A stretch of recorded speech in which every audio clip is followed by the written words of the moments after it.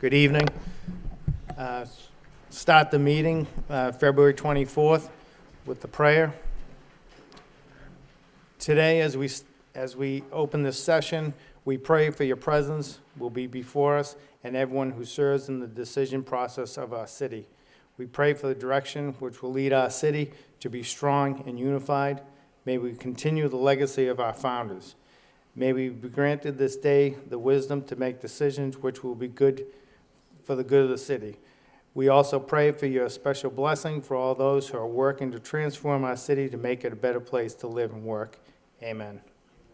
Please salute the flag. I pledge allegiance to the flag of the United States of America and to the republic for which it stands, one nation, under God, indivisible, with liberty and justice for all.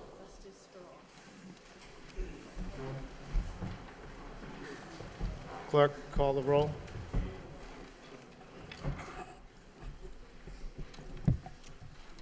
Vice Chair Leahy. Here. Counsel Martin. Here. Counsel Mercia. Here.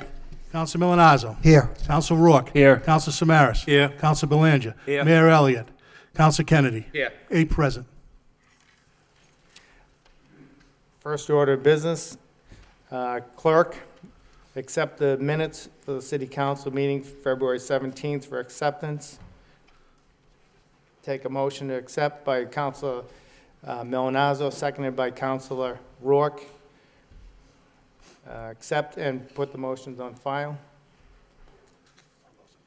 All those in favor say aye. Thank you. Place the file on motion. Second, unfinished business, order of taking acceptance of Ashbury Way. Take a motion to read, to waive the full reading by Councilor Kennedy, second by Councilor Rourke. Commonwealth of Massachusetts, City of Lowell, in the City Council, order of taking acceptance of Ashbury Way. To take by eminent domain in a fee of the certain parcel of land in the City of Lowell for a municipal purpose, to wit, to lay out to acceptance of Ashbury Way and other municipal purposes associated within. Motion to accept by Councilor Rourke, seconded by Councilor Milonazo. Roll call. Vice Chair Leahy. Yes. Counsel Martin. Yes. Counsel Mercia. Yes. Counsel Milonazo. Yes. Counsel Rourke. Yes. Counsel Samaras. Yes. Counsel Belanger. Yes. Mayor Elliott. Counsel Kennedy. Yes. That's 8 yeas. Thank you. So it's before 7 o'clock, so we'll go into Section 4, Communications from the Manager. Any comments on motions?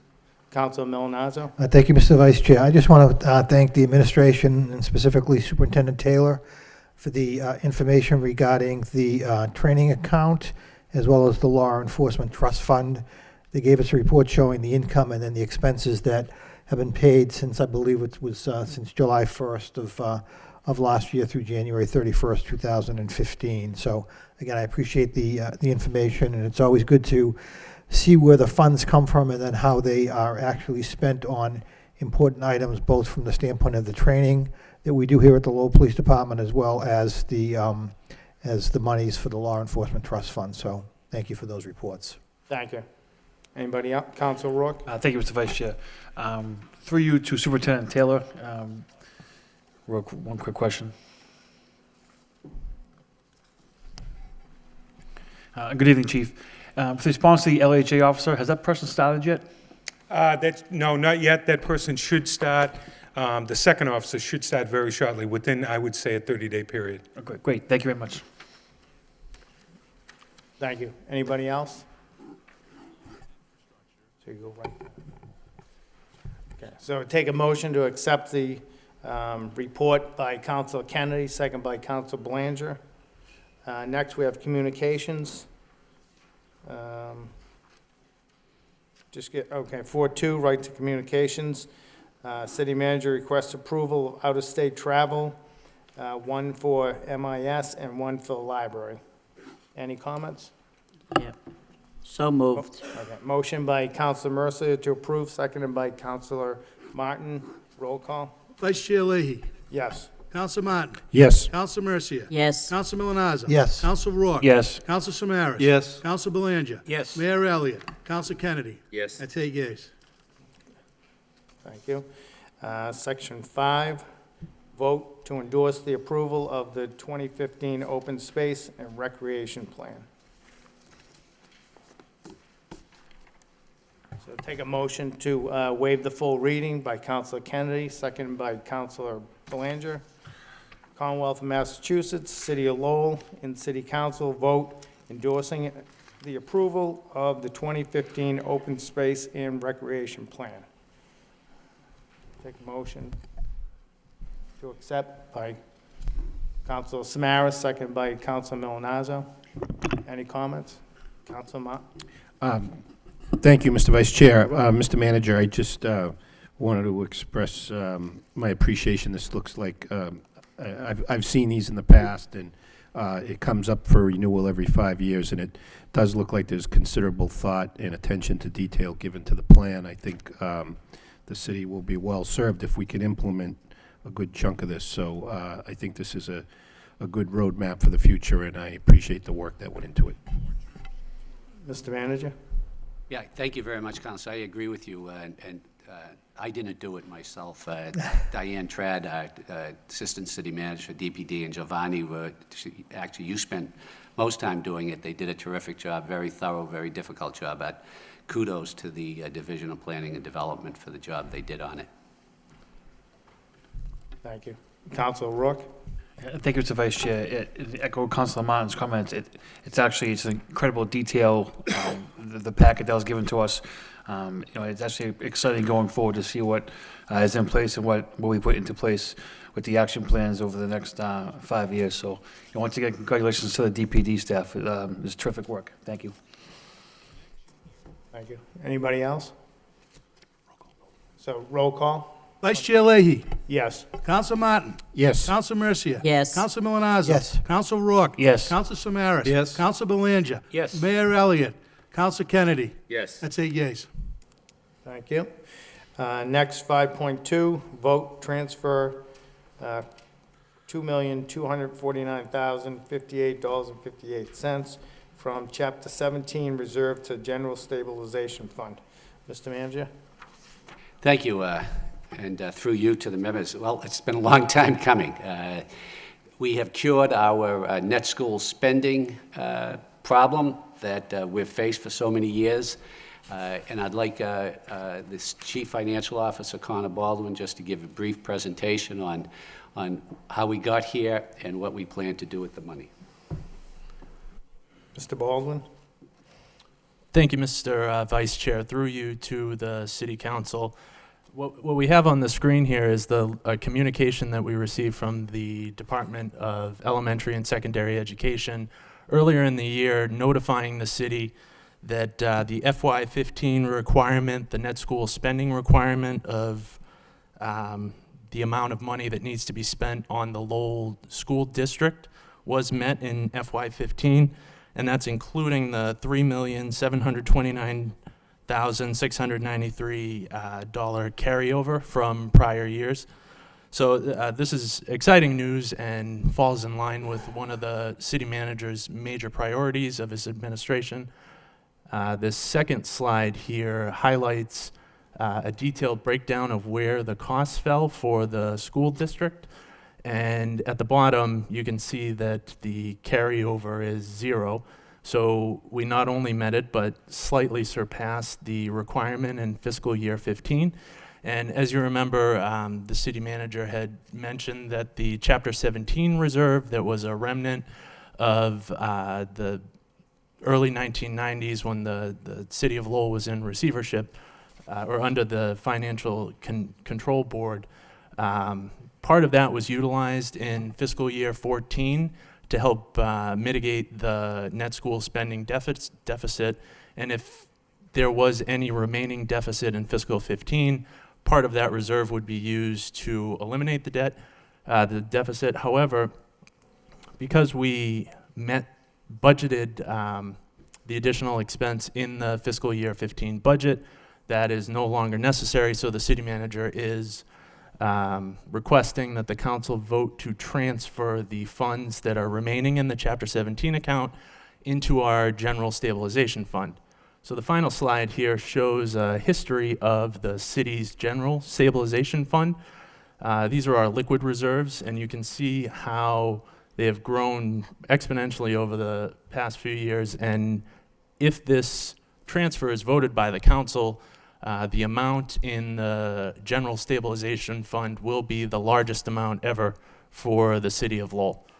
So the city also maintains other reserves, stabilization accounts totaling $1.4 million, and then we still have the OPEB trust totaling $7.8 million. So the city is in good financial position, and that's all. Thank you very much.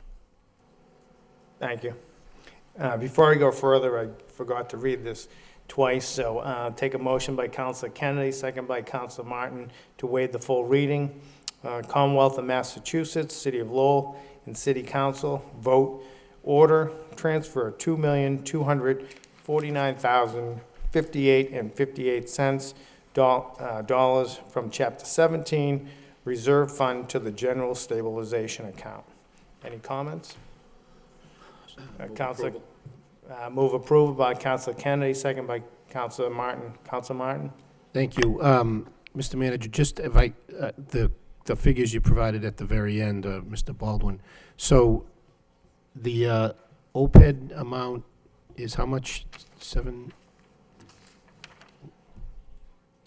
The OPEB total is $7.8 million. All right, and then you said there was another account with a little bit more than $1 million in it? That's the sum of the remaining stabilization fund, so I can break that down. We have Just 900. the total. The total this was, isn't the whole amount, is what? 1,439,922 Okay, in all of our stabilization accounts. in addition to this and the OPED. That's right, and those are special purpose stabilization Great. funds. Okay, thank you. Councilor Samaras, then Councilor Malnazar. Thank you. I want to thank the city manager and Connor Baldwin for this report, but I'm especially pleased with the effort that's been made to meet the net school spending. I think there are very few urban centers that are doing what you are doing and ensuring that the school department can plan their programs for the future. Too many times in the past, because of some of the cuts in this area, a lot of good programs that met the needs of students were cut. And I think this effort by the city manager to ensure that the school department receives the funding that's been assigned to them has been carried out. I really want to thank, as being a former school department member, I mean, I really realize how important this is. And I just want to thank the city manager and Connor Baldwin for this effort. Thank you very much. Thank you. Councilor Malnazar. Thank you, Mr. Vice Chair. It was a very good report showing that from a finance stability standpoint, the city is in very good shape. But I want to take this opportunity to thank the state delegation because they did, on our behalf, get Chapter 17 repealed. Chapter 442, the Acts of 2014, actually repealed that. So I want to thank our state delegation for their efforts on behalf of this legislation. Thank you. Thank you. Any further comments? I also just want to say thank you to the manager and his team. As a former school committee person, this is very important to the city, and thank you very much. Roll call? Vice Chair Leahy. Yes. Counsel Martin. Yes. Counsel Mercia. Yes. Counsel Milonazo. Yes. Counsel Rourke. Yes. Counsel Samaras. Yes. Counsel Belanger. Yes. Mayor Elliott. Counsel Kennedy. Yes. That's 8 yeas. Thank you. Motion passes. Section 6, subcommittee reports. Council Milonazo? Thank you, Mr. Vice Chair. The Transportation Subcommittee met this evening at 5:30 to discuss the Lord Overpass improvements. We had myself as chair, Council Martin, and Council Leahy as members of the committee. We also had Councilors Belangers, Rourke, Mercier, and Samaras in attendance as well. We had representatives of the administration, and we had principals with Vanessa Hang and Breslin, the design firm that's actually been hired by the city to undertake these improvements. And I was very pleased with the turnout. We probably had close to 50 people here this evening to hear firsthand about the status of the Lord Overpass improvements. We were told that the actual construction of the extension of Jackson Street will take place this spring and be completed by, I believe, the end of 2015. They're now just getting into the serious design work of the Lord Overpass and connecting Fletcher Street to Jackson Street, and then making sure, and this was a point that was shared by many of the speakers, that the improvements are pedestrian friendly, that we make sure that the walkability of this neighborhood that really does connect a number of neighborhoods to the downtown is considered in the design plans. The most important aspect of us going forward now with the plan is the community outreach that we'll have. We did hear from Diane Trad and members of her staff that they're going to coordinate a number of meetings beginning next month with those that are interested in the work that will be taking place there. They'll be having an expedited public hearing, which will actually be undertaken by Mass Department of Transportation, so that we can make sure that the design concerns and the input that we get from the residents, the businesses in the area are all heard, so that the public outreach plan will be all-inclusive, is what we heard this evening. So the work goes from Thorndike Street to YMCA Drive to Fletcher Street to Jackson Street, Appleton, and Middlesex Street.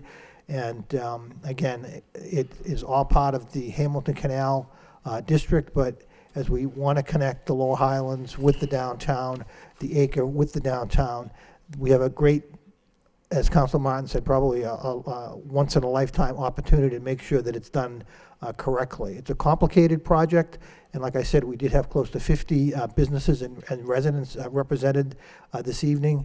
And I'm pleased that we're going to have an aggressive outreach effort to deal with some of the concerns that were brought up this evening. So that is a report of progress, Mr. Vice Chair, and I'd be happy to either answer questions or if any of my colleagues have anything they want to add at this particular point in time. But overall, it was a very good meeting. And I did say to the public that next time we'll set aside an hour and a half instead of an hour, because there's so much interest in what's happening in that whole Lord Overpass district. So I would submit that as a report of progress for the Transportation Subcommittee.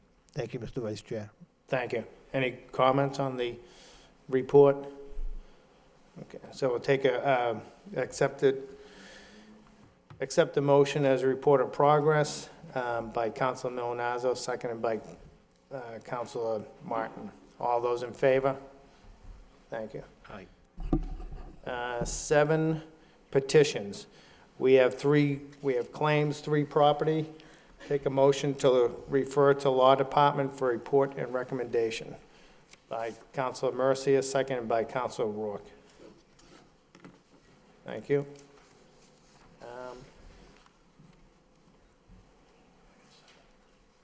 Okay, be 7 o'clock. We'll go back to the public hearings. Loan order, garage repair bonds, $6,640,000, Lowell locks, Leo garages. Take a motion to waive the full reading by Councilor Kennedy, second by Councilor Belanger. Commonwealth of Massachusetts, City of Lowell, in City Council, loan order, garage repair bonds. to borrow $6,640,000 for the purpose of financing repairs to the lower locks in the Leo Roy parking garages in the city of Lowell, including the payment of all costs incidental and related thereof. I'd like to open it up to the public. All those, anyone who wants to speak in favor? In favor?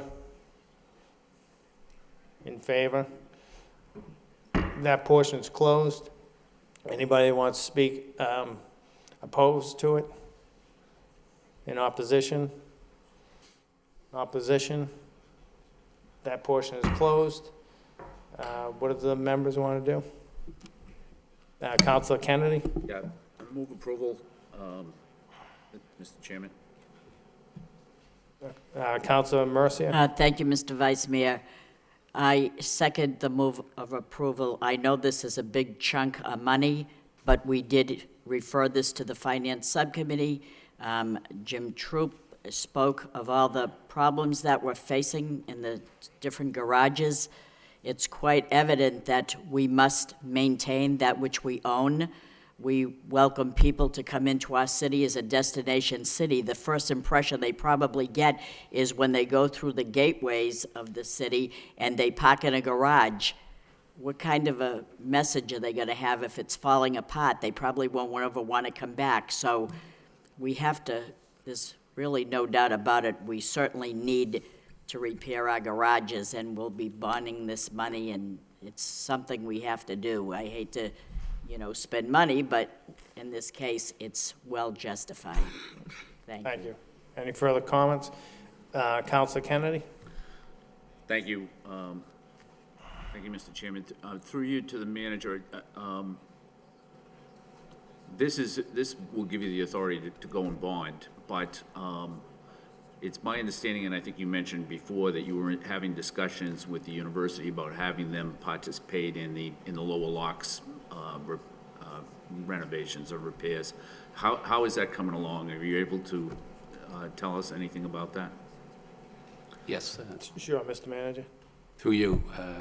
I've talked to Chancellor Meehan, and he has agreed, since they use many spaces in the parking garage, especially near the ICC, that they'd like to contribute to the repairs of the garage. Of course, they have a process that they have to follow, and we've provided them with all of the design specifications, the costs, so they can review those as it relates to their particular area of the garage. I talked to Mr. Troop prior to this meeting. He's going to be meeting with Adam Backey tomorrow or Thursday to continue the discussions relative to the university contributing to this plan. So we'd like to continue. We'd like to go forward with the borrowing order, but if they were able to contribute to the plan, then there's less money that we have to borrow, and we'll save the taxpayers money that way. Thank you. And the good news is as I communicated to you, is that we saved probably $1.2 million by refinancing our long-term debt. So that's going to help defray the cost of this loan order also. So we're doing everything we can to help the taxpayers. Thank you. Any further comments? So motion by Councilor Kennedy, second by Councilor Mercier. Roll call. Could I, Yeah. Councilor. I guess one question and one point.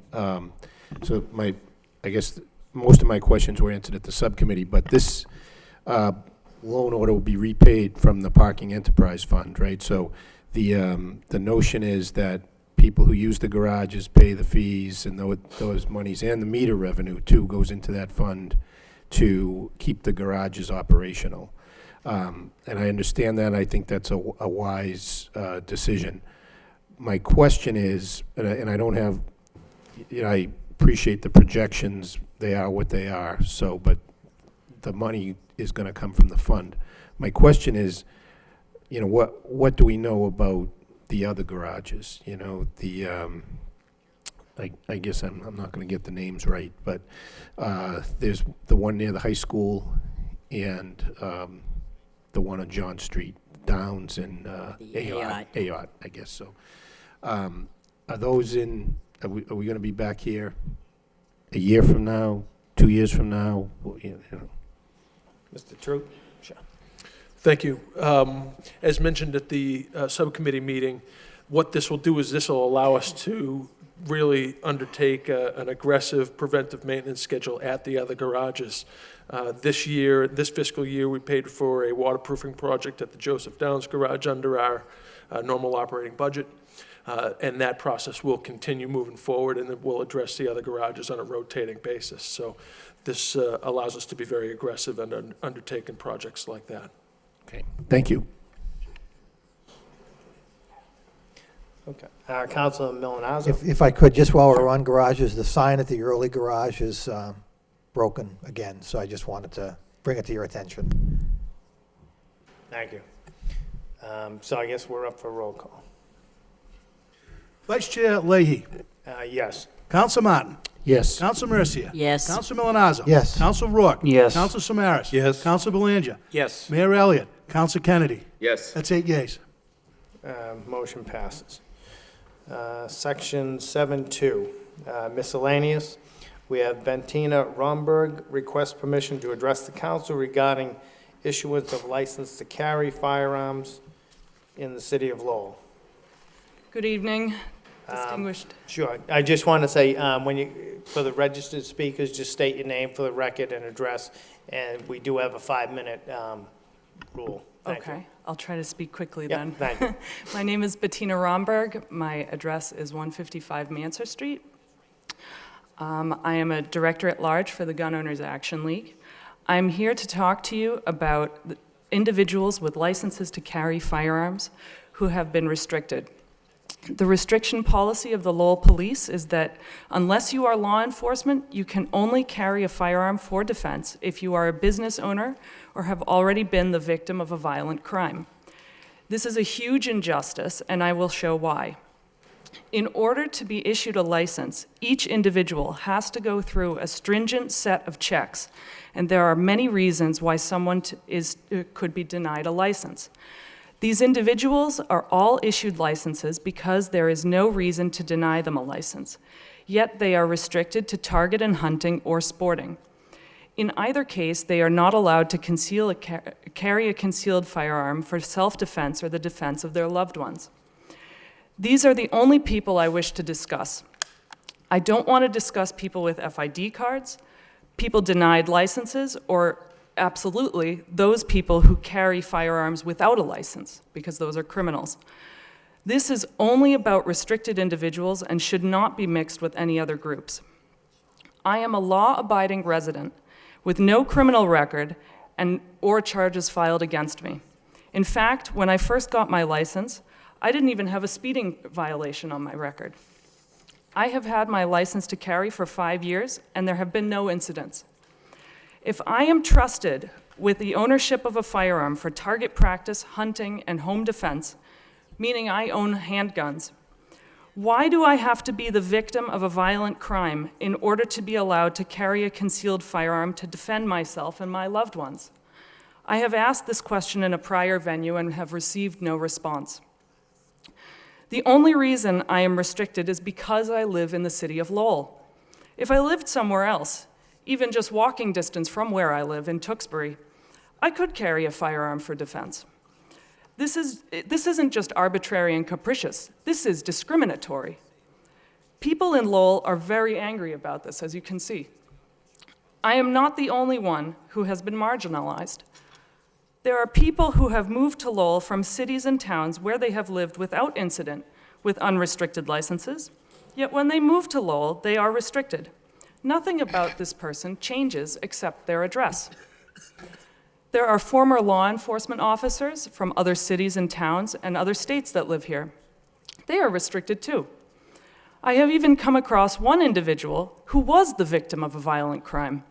This person was assaulted and was told by the licensing officer that the crime was not violent enough.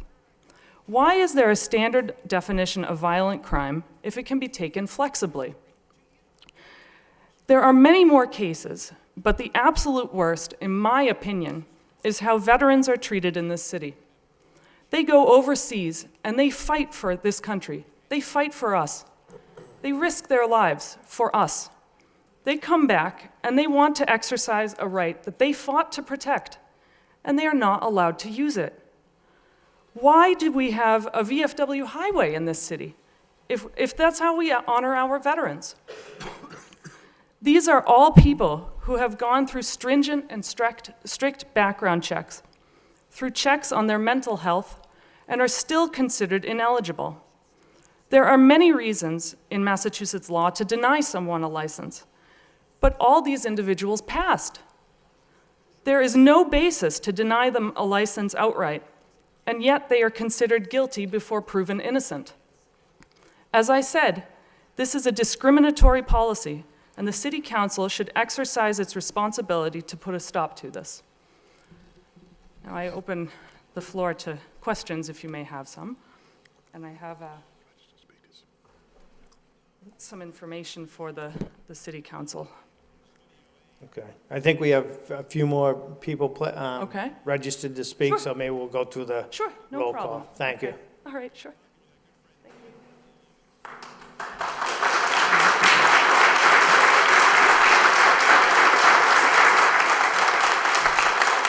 Arthur Perkins.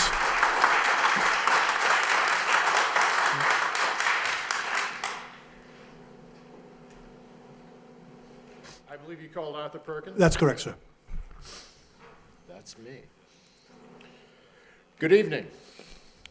First of all, my position is, I believe the policy of the Lowell Police Department to restrict the issuance of all lawful purpose license to carry Class A to 3 favored categories of the public constitutes an enhanced danger to the remaining unfavored population. Let us take a moment to review who may be granted an unrestricted license. Police officers, victims of violent crime, and business owners who carry large amounts of cash. I believe the victim of violent crime category is the most telling. The police deny you the means of self-defense until you are a victim. Then they may grant you the ability to defend yourself. That tells me the police recognize that a firearm is a legitimate form of defense. But I personally am at a loss to understand this line of thinking. Why must you be harmed before you can defend yourself? Before you're able to protect yourself. The next group is the business owner. Why does having a business grant you more rights? My life and my rights are as important as anyone else's. I work hard for my money and my belongings. They may not be worth my life, but offering them to the first thug who comes along to take them, there should be a better option. Being able to let them know that I'm not going to be a victim, being able to back up, that is what's needed. Criminals target their victims because they believe them to be easy prey. The kind that can be attacked with little chance of harm to themselves. And in Lowell, that is most of us. The last group to be favored with superior rights is the police officer. Most of the time, we're told the policemen have superior training, that is why they should have a gun. That argument is nullified by the other 2 categories of the favored public. They have no special training. They only have the same desire for self-defense. That is the connection between the 3. This next statement will be provocative, but it is settled law. There is no duty. It is not the duty of the police to protect the individual from third-party harm. That is not an opinion. That is settled law. Since the Supreme Court of the United States ruled on it. That's going to be included in the packet that Bettina wishes to present to you. Castle Rock v. Gonzalez. That duty lies with the individual. That is not to say that we do not need a police force. We need a professional police force to have a civilized society.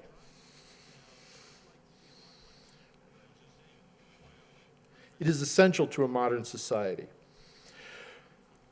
But they will tell you themselves, they are not babysitters. They cannot and they should not be with a person 24 hours a day, but a firearm can. So when the police bar a non-prohibited person from having a firearm, they are affirmatively creating an enhanced danger for that individual. Let's take a moment to define the standards that society has set for the lawful defense of self and others. The average police officer. They deal with criminals on a daily basis. These are the same criminals. These are the same criminals that seek to rob the law-abiding citizen, the unfavored public. The police are armed with the powers of arrest, detention and investigation, along with their sidearm. Having that sidearm is the basic standard used by the police, hence society, for the lawful defense of self and others from criminals. The general public have no access to these tools or powers that the police have, with the exception of the firearm. Let us not forget that this right to bear arms is affirmed in the Second Amendment of the Bill of Rights. Each individual has a duty, a responsibility, and I believe the right to defend their life and the life and safety of their family. I wish to thank the council for their time. Thank you.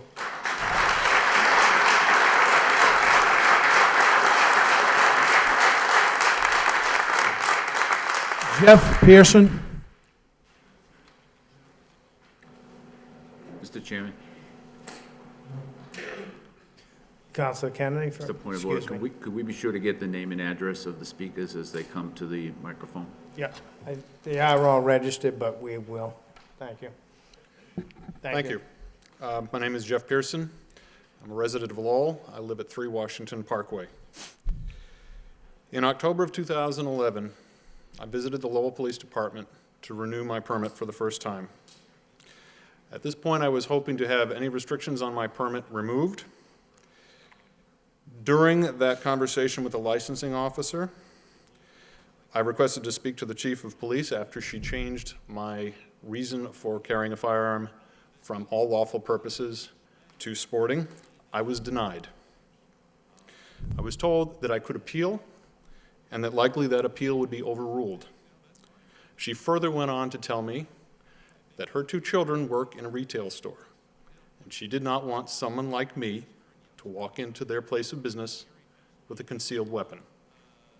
She further went on to tell me that she didn't think I should have firearms in my house with small children. I have 2 daughters. Now, about a few years ago, I detailed this information in letters that I sent to my local legislators at the time, Mr. Kevin Murphy and Ms. Eileen Donahue. Subsequently, Ms. Eileen Donahue, at a Westford town meeting shortly after the Newtown tragedy, explained that she had had conversations with Lowell police officers in which they informed her that they were very aware that crimes are not being committed in Lowell by licensed gun owners.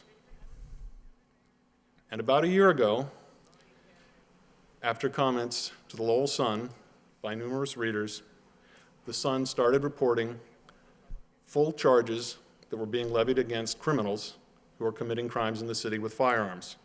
Since then, every reported crime has included the charges: illegal possession of a firearm, illegal possession of ammunition, and illegal possession of a high-capacity loading device. This further correlates Ms. Donahue's statements in Newtown.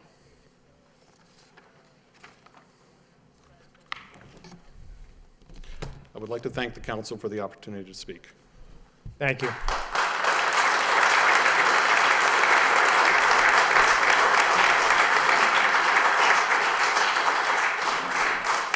Bob Wright.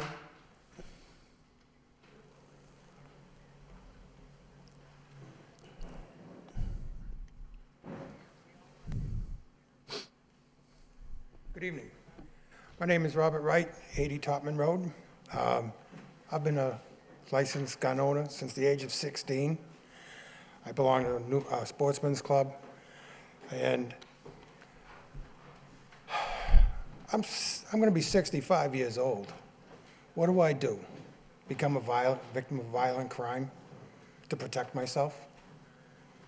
I don't think that's right. Seniors, especially, and women.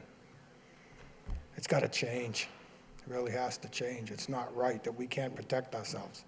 I even had a Lowell officer tell me one day, I'd rather have a good guy with a gun than a bad guy with a gun. You know, we could maybe save somebody someday. You don't know. Thank you. Thank you.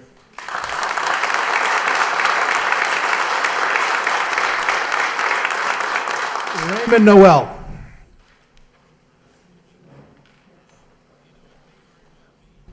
Good evening. My name is Raymond Noel Jr. I live at 86 Weber Street in Lowell.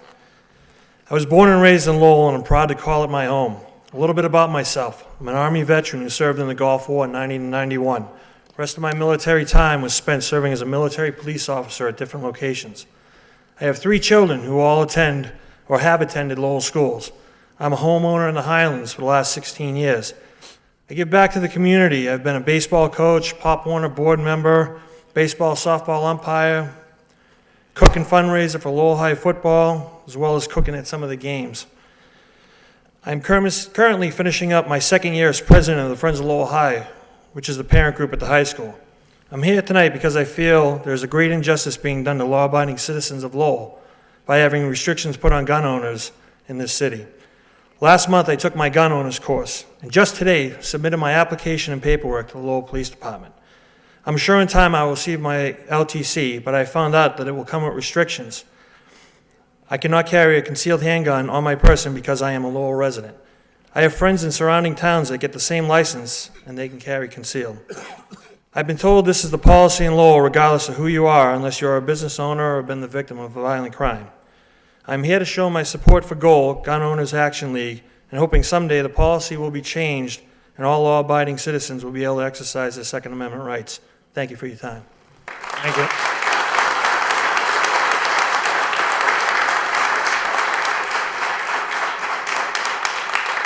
John Lathrop.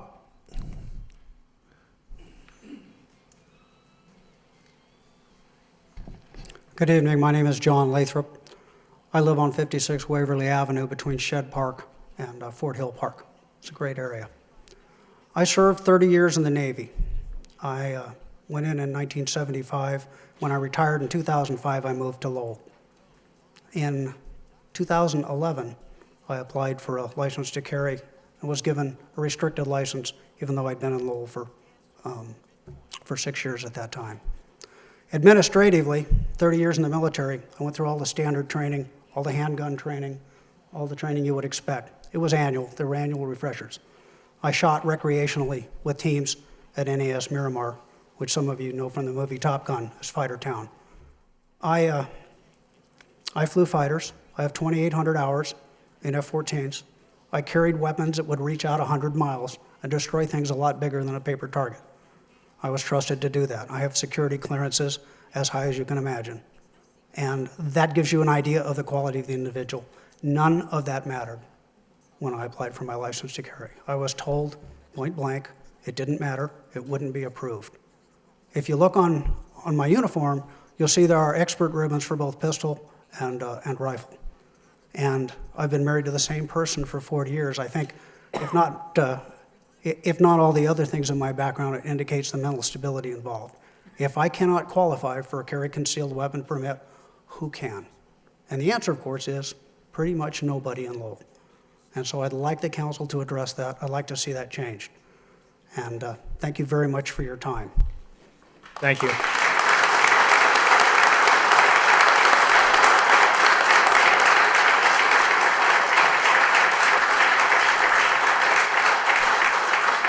Gene Peoples.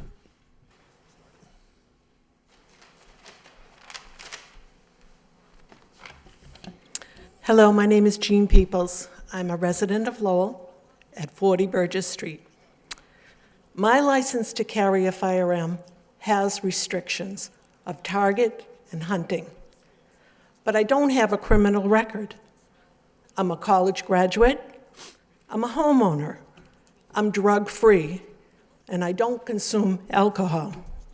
So I asked the City Council to have the Lowell Police Department remove those restrictions from my license to carry a firearm and preserve my constitutional right to keep and bear arms. Thank you. Thank you.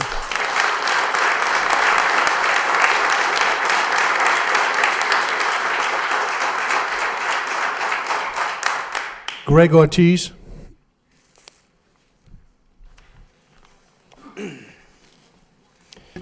Good evening, council members. My name is Greg Ortiz. I live at 2 Thompson's Court here in Lowell. I'm 45 years old.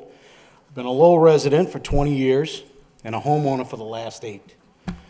I also served in the U.S. Army and the U.S. Army Reserve, and I currently have a Class A mass firearms permit with a sport restriction. I also have a Utah non-resident concealed permit that allows me to carry concealed in 35 states. However, Massachusetts is not one of them because they do not have reciprocity with Utah. If my wife and I had purchased our home a few miles away in Tewksbury, I would have no restrictions on my permit and would be able to carry concealed. I find it really disturbing that an 18-year-old person with really not a lot of experience with a firearm living in Tewksbury can get an unrestricted license simply because that's where they live. I've served this nation proudly, and I would do so again, and I wouldn't hesitate. I only ask that the policy towards granting unrestricted permits in Lowell be changed to allow all persons who have passed all the checks that were performed on them, they be allowed to carry unrestrictedly. I thank you for your time. Thank you.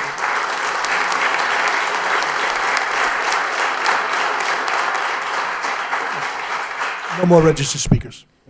That was the last of the registered speakers. I'll open up the floor to my council members.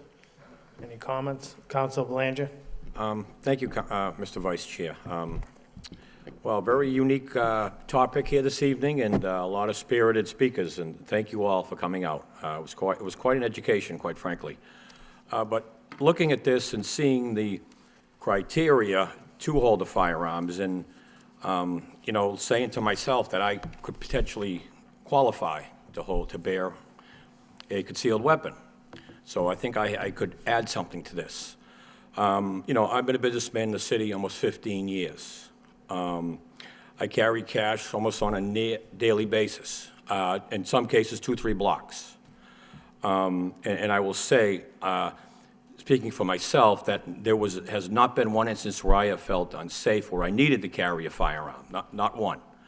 But however, that's me. I'm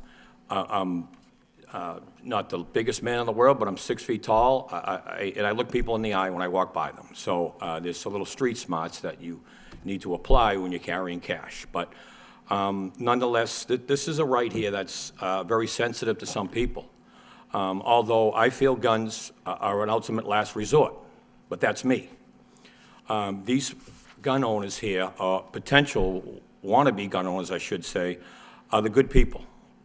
Okay, there are too many bad gun owners out here in the city, and we know that all too well in this council.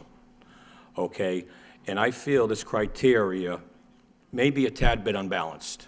At the stories we've heard here tonight, our neighboring towns, it's far less stringent. Although the city of Lowell should not be handing out firearms, allowing people to carry by no stretch of the imagination. I believe in strict infringement rules to carry a firearm at the same time.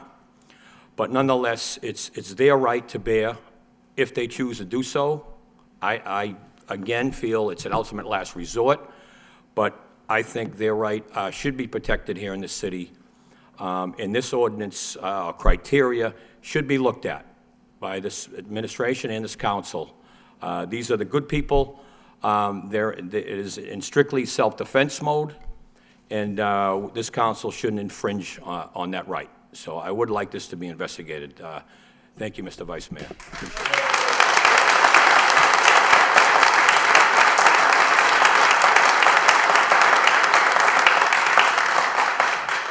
Councilor Mercia. Thank you, Mr. Vice Mayor. I know that we have a lot of people in this room this evening. I'm not here to make a judgment on should you or shouldn't you. I'm just here thinking out loud to make some remarks. I'm not the most knowledgeable person when it comes to guns, but I do know that the Second Amendment in the Bill of Rights says you have a right to bear arms. That is a right. That doesn't mean that everybody should be carrying firearms, because there are many people that I wouldn't even want to give a driver's license to. But the fact remains that the people that spoke are the people that I listened to, and I would not hesitate in a minute to give them a license by what I'm hearing. They seem responsible. These are not the people I fear with a gun, although I'm frightened of guns. I'm afraid of guns. I don't think that I could defend myself with a gun. I don't think I could be able to hurt anybody that was trying to hurt me, although I'd try, but I don't think I could do it. The fact that I listen to the people speak is a fact that it seems that there's an injustice, an unfairness, and if we're anything at all, the fact remains that we should at least be fair. We should be fair to the public as well, to not issue everyone a license to carry a gun unrestricted if they don't fit the qualifications. By that I mean if I feel that they're a little off or disturbed. I don't think, I have a problem with a citizen who has already been the victim of a violent crime. That frightens me right there, to say that I could give them, without question, a right to carry a gun unrestricted. Because if you think about it a little bit more, are they more apt to pull a trigger or react to an extreme if you were once a victim of a violent crime? Would they then be so jittery that they'd probably shoot and then ask questions later? I'd be kind of leery of that, and yet they can carry a gun unrestricted. I know that the people here are the decent people, law-abiding people. I think that these would be the people that would probably not object to taking a safety class, a gun safety class. I think these are the people that would probably, by law, lock up their guns so their children wouldn't get it.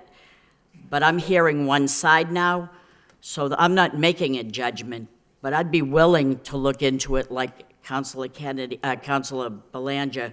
For the fact that I heard one side, I'd be wondering about hearing the other side. Why can you do something in Tingsboro or Tewksbury or Drayton that you can't do here? What is it about an address that makes the laws different? I know if you went to New York, it'd be even much more stricter than Massachusetts. I know that. I did a little investigating on that.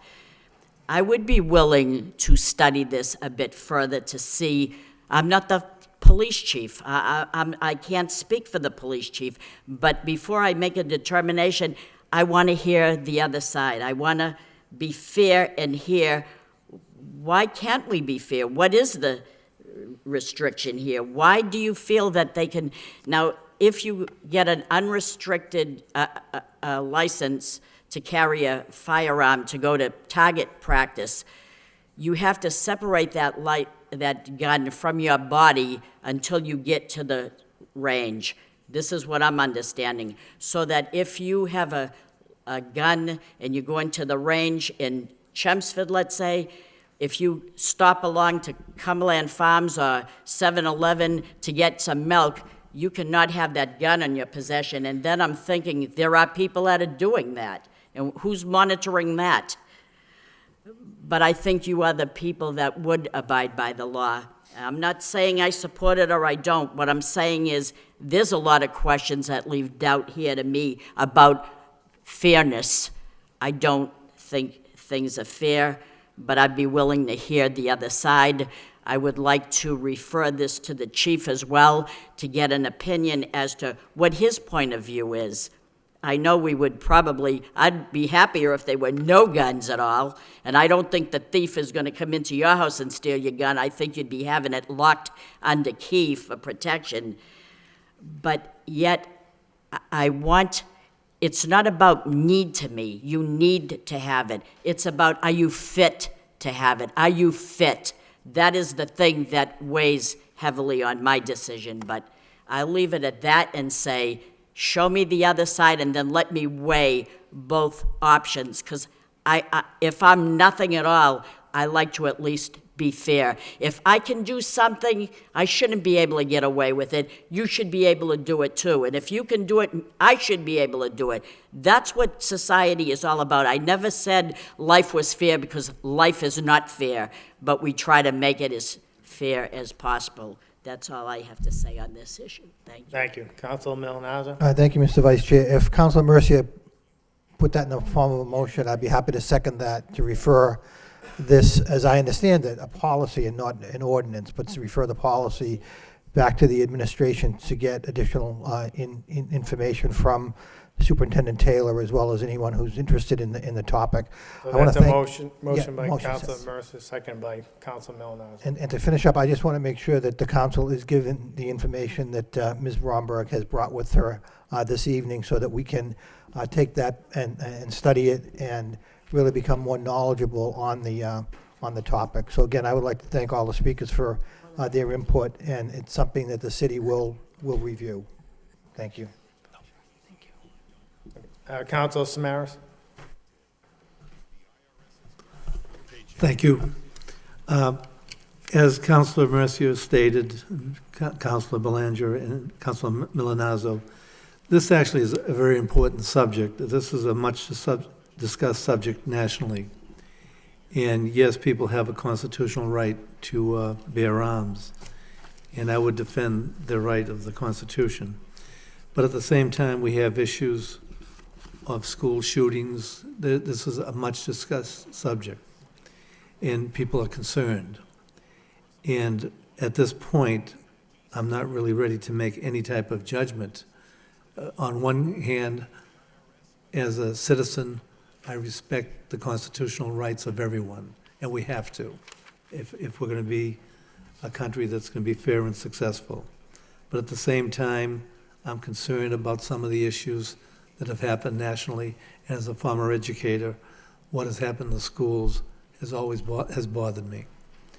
And this is not to say anything about anybody that was here, because they made their case very well. They presented their issues and their concerns, and they have a right to have their concerns.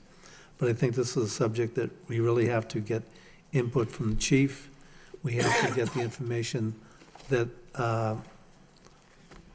the speakers have brought to us to be well-informed, and I'm just not sure at what direction I would go at this particular point, because I'm in conflict.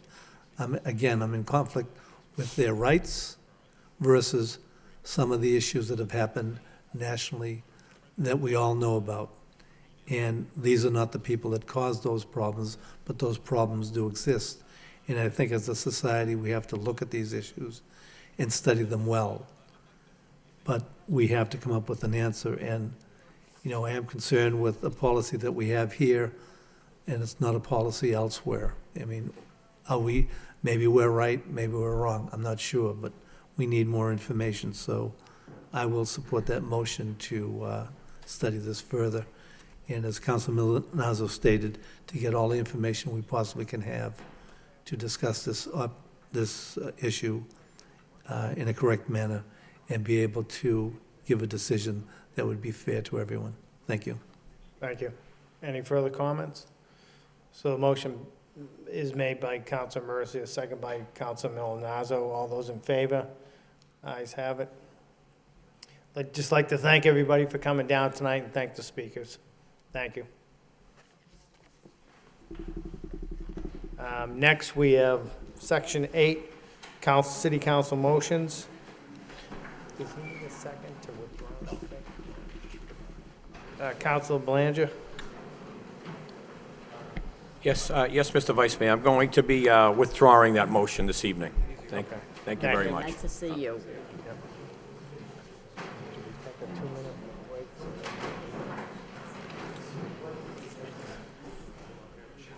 Second motion of the night by Councilor Kennedy.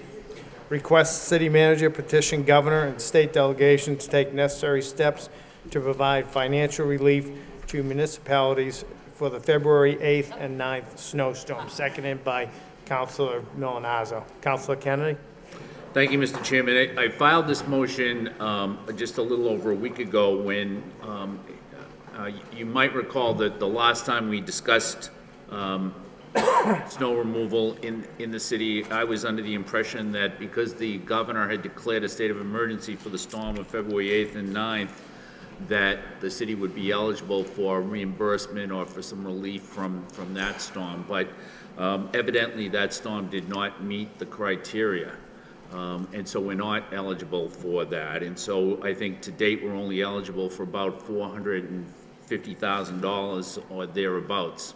However, the city council is awaiting a report from the city auditor that I think will be available next week that will indicate that the city has spent in the vicinity of $3.8 million to date on snow removal, and with 3 weeks left in the winter, it could very well be that we could go over $4 million, which I think might be the most that the city's ever spent on snow removal in its history. And so, I think that that the governor, even if we don't meet the criteria, I think that to have the city manager petition the governor and ask for some relief, and also work with the state delegation to see if we can do something to provide some financial relief is certainly in order. It's a lot of money. We're not alone in the amount of money that's been spent, and I think that the governor probably would have probably would be somewhat sympathetic to the plight of municipalities as they go into preparing for the new fiscal year with this tremendous, the tremendous cost that this winter has brought upon us. Thank you. Any other comments? All those in favor of the motion? Motion passes. Last motion of the night by Councilor Kennedy. Request city manager invite surrounding communities to join the city in petition regarding financial relief for the February 8th and 9th snowstorms. Seconded by Councilor Belanger. Thank you, Mr. Mayor. Just briefly, this motion is based on the premise that there is strength in numbers, and I think that, as I said on the previous motion, just about every community in the Commonwealth is in the same boat. And so, if the city manager can invite other communities to join with us in petitioning the state legislature and the governor for some relief, I think that might be helpful as well. Thank you. Any further, Councilor Martin? Thank you. I certainly support both of these motions. I did want to say, however, I mean, this is the first week, I guess it did snow this weekend, but it looks like we're going to have maybe a week without a major storm for the first time in a month.